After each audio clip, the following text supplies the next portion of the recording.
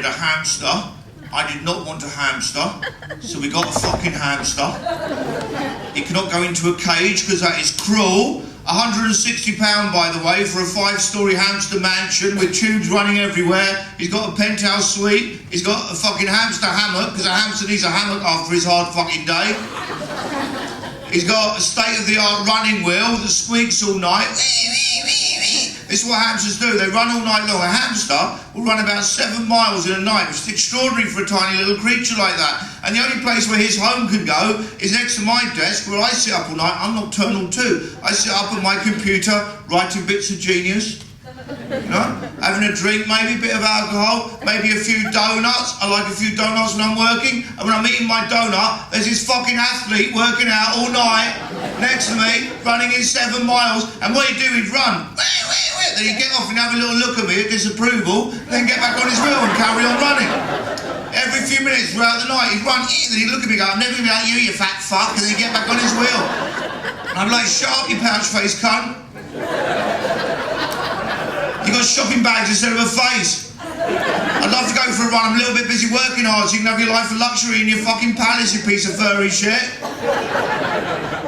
My wife would come in the middle of the night, she'd go, I've got some treats for you, darling. I love treats in the middle of the night. And she'd walk past me and give them to the fucking hamster. He's now called Darling. And he eats, and when a hamster eats, his cheeks explode, you know, because they've got those pouches, and his head will double in size. And she's like, he's so cute, he's so cute. It's not cute when I fucking do it. One day he's eating all his stuff, and then she said, going, he's so cute, he's so cute. She turned her back, walked out the room, and as she walked out, he spat out all his food, and Rodney the hamster looked up at me, put his nose up his bum, pulled out a turd, and stared at me for a full minute with a shit in his teeth. Like nothing and nobody on this planet has ever held me in the same contempt as that little fucking hamster. I was like, I'm gonna get a pet snake and see how long you last. He's like, I don't have to listen to this, I'm leaving home. And he got on his wheel and ran to fucking nowhere.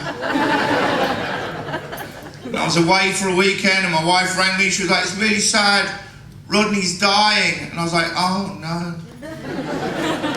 Who's Rodney? Rodney, our hamster that we love, he's dying. She's making squeaky noise, like his dying throat. He's like, she's like, what should I do? I'm like, put on headphones, that's a horrible noise. You shouldn't have to listen to it, don't do it again, otherwise I will put down the phone and divorce you. She rang me throughout the night, like an hour later, she was like, his bum's wet. I'm like, how do you know that? She's like, I picked him up and his bum's wet. It means he's dying. What should I do? I'm like, wash your hands. Never touch me again. Put him in a plastic bag and smash it against the wall really fucking hard. So he died. Buried him in the garden. Had a little ceremony. An hour later, fox dug him up and ate him. Would have shaken his paw.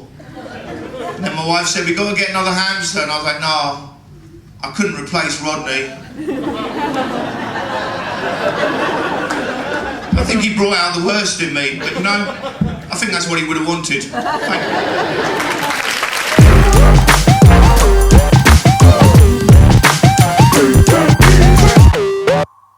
Thank you.